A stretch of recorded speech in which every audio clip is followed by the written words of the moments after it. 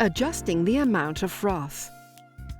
Turn the froth adjustment dial to adjust the amount of froth on the milk delivered while making cappuccinos and milk-based coffees. No froth. Recommended for hot milk, not frothed, cafe latte. Minimum froth. Recommended for latte macchiato, flat white. Maximum froth.